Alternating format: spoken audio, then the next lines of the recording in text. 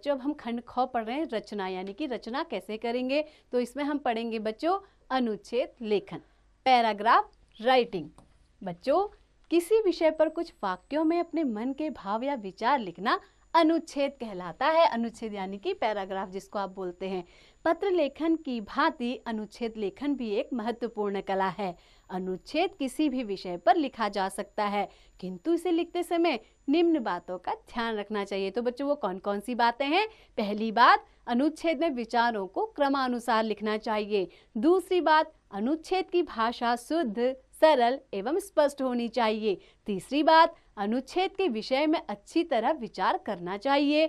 चौथी बात, अनुच्छेद में शब्दों की सीमा का ध्यान रखना चाहिए। और पांचवी और महत्वपूर्ण बात क्या है? अनुच्छेद संक्षिप्त एवं प्रभावशाली होना चाहिए, यानी कि छोटा होना चाहिए और प्रभाव छोड़ने वाला होना चाहिए। तो आइए बच्चों एक अनुच्छेद देख लेते हैं। ये किसके ऊपर है? लाभकारी पशु गाय के ऊपर है। तो बच्चों भारतीय शास्त्रों में गाय को माता कहकर पुकारा जाता है और उसकी पूजा की जाती है।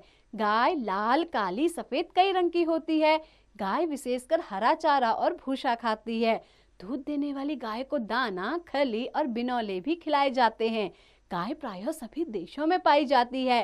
गाय का दूध अत्यंत गुणकारी होता है। इससे छाछ, मक्खन, पनीर, घी और छेने की मिठाइयाँ आदि बनाई जाती हैं। गाय के कुछ बछड़े बड़े होकर खेती के काम आते हैं। गाय के गोबर से उपले व गोबर गैस बनाई जाती है तथा इसके गोबर से उत्तम खाद भी तैयार की जाती है।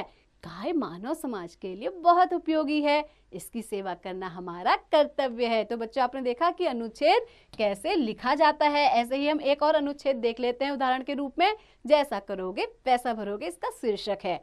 बच्चों किसी ने ठीक ही कहा है, जैसा करोगे वैसा भरोगे। इस संसार में व्यक्ति जैसा करता है वैसा ही फल पाता है। अच्छा करने वाले का अपने आप ही भला हो जाता है। बबूल का पेड़ लगाने से आम नहीं मिलता। जो इस तथ्य से परिचित हो जाता है वह कुछ भी गलत करने से पहले 10 बार सोचता है, विचारता है।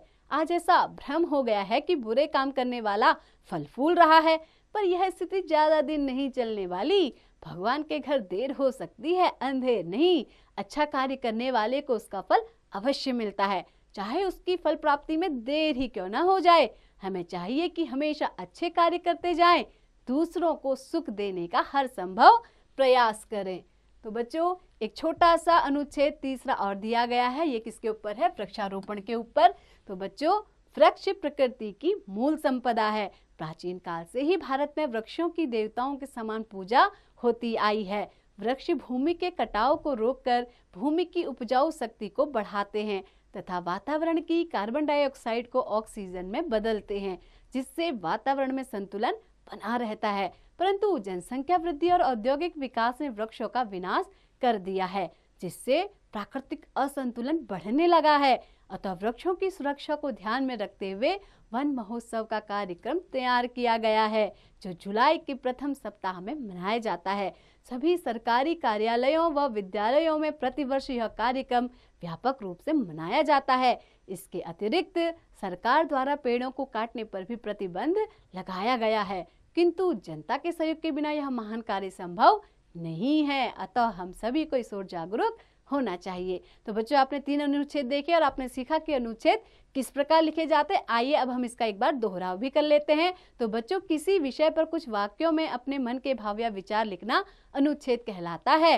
पत्र लेखन की भांति अनुच्छेद लेखन भी एक महत्वपूर्ण कला है। अनुच्छेद की भाषा शुद्ध, सरल एवं स्पष्ट होनी चाहिए। बच्चों साथ ही अनुच्छेद में शब्दों की सीमा का भी ध्यान रखना चाहिए। तो बच्चों आशा करती हूँ कि आपको अनुच्छेद लेखन अच्छे से समझ में आ गया होगा। तो बच्चों पढ़ते रहिए और अनुच्छेद लेखन का निरंतर अभ्यास करते रहिए।